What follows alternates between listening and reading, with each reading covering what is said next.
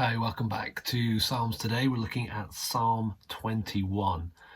Now, it's interesting when you look at Psalm 21 that there's familiar language from Psalm 20. Remember Psalm 20, there was that list of 7 may, all the requests of God, and then down at verse 7, the king's kind of trust. Some trust in chariots and some in horses, but there's the contrast in verse 7, we trust in the name of the Lord our God. Coming down to verse 9, O Lord, save the king.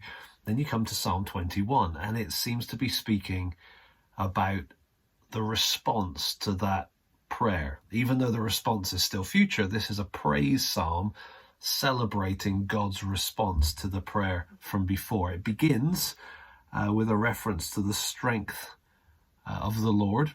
O Lord, in your strength the king rejoices. And then down in the final verse, be exalted, O Lord, in your strength. So we've got that, O Lord, in your strength at the start and at the end. We will sing and praise your power.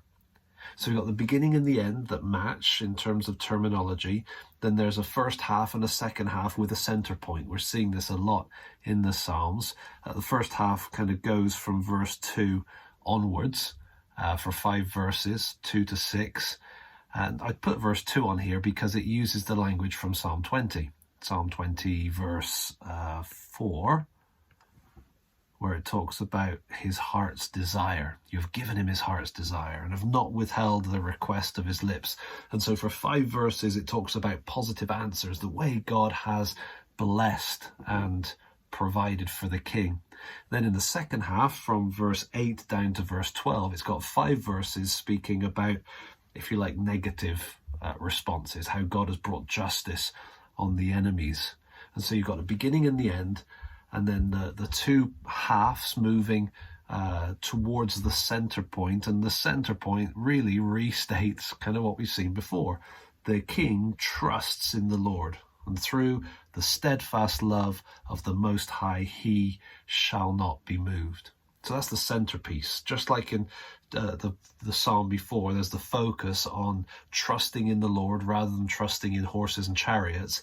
Here, the king trusts in the Lord is the central pivot of the whole psalm, and either side of it is God answering prayers, coming through, blessing the king, dealing with his enemies. So the whole thing then is framed, verses 1 and 13, with the strength of the Lord. Now, how do we apply this psalm? I just want to make one comment really for us here. In Psalms 20 and 21, we've got something going on in terms of the king.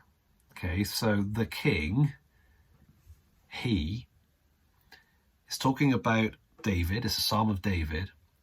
But there's a sense in which when the Psalms are talking about the king himself, and both of these Psalms are, we call them royal Psalms. And when we look at a royal Psalm, what's true for David often gets us thinking about what's even more true for the greater son of David. We'll see that in other Psalms, not least the next one, Psalm 22. But this idea that royal Psalms about David find their fulfillment, not because they're necessarily direct prophecy, but because the ideas get filled up to the max when we look at Jesus. And so with this Psalm, it's talking about the king being given a lasting crown, being blessed forever, his enemies destroyed, and the strength of the Lord demonstrated. All of that was true for David. How much more true is that with Jesus? And so when you've got a royal psalm, I think it's a good thing to do to just think, okay, hang on, instead of looking for a direct application to me, how about we think about how this is speaking of Jesus and what that stirs within me as a response to him, the king who is so close to the Lord, the one who has been blessed, established, his enemies will be defeated, and who will be praised forever.